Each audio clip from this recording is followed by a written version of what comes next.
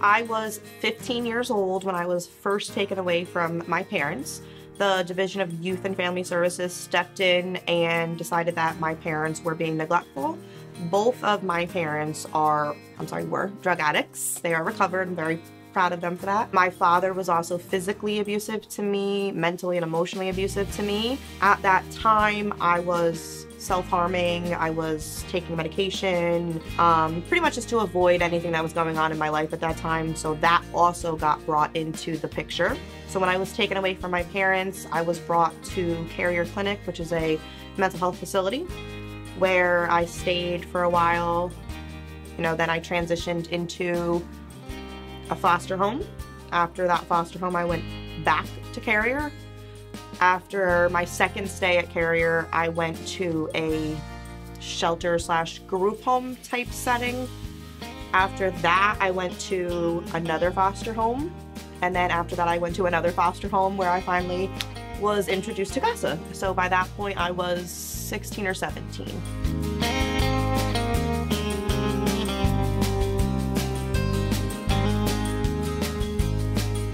Unfortunately, to her dismay, I was not a very easygoing teenager at that time, to say the least. I was one of those reluctant teens that didn't want anybody involved with me. I wanted no parts.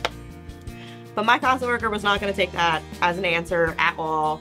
Kay has been amazing since the day I met her. She knew. She just, some way, shape, or form knew, like, I'm not going to let this go at all. And no matter what, it was a phone call about school or a phone call about tutoring. I mean, anything. She reached out. She didn't stop trying, which was beautiful.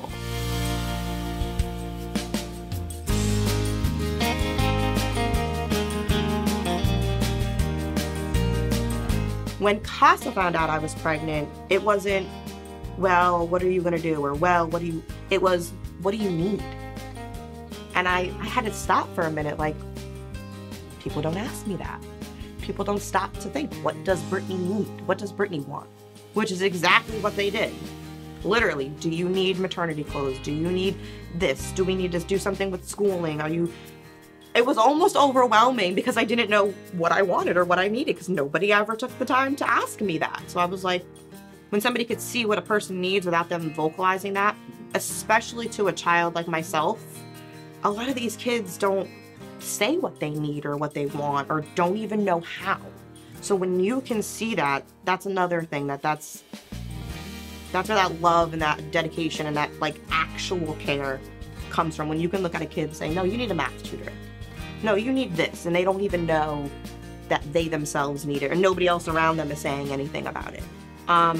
Another really big, bright light of wow, these people are different is when I was pregnant with my son, I was put into a pregnancy program.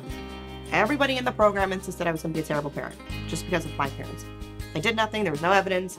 Your parents are bad, you're bad, that's all I got. And they also didn't want to let me go back to school, which was really important to me at the time. I was in honor roll classes, I had a high GPA, I was a good student. I wanted to finish high school. My desires was to have a high school diploma. Everybody else was, no, just get your GED, stay home, you're pregnant. CASA came to a meeting. She wants to go to school, period. That's it, you're gonna put her in school. And they didn't take no for an answer, and I got to go back to school. It took a little while, but I think that was the light switch moment for me. Because I didn't even say anything at the meeting. I sat there in like awe of these women. It was amazing.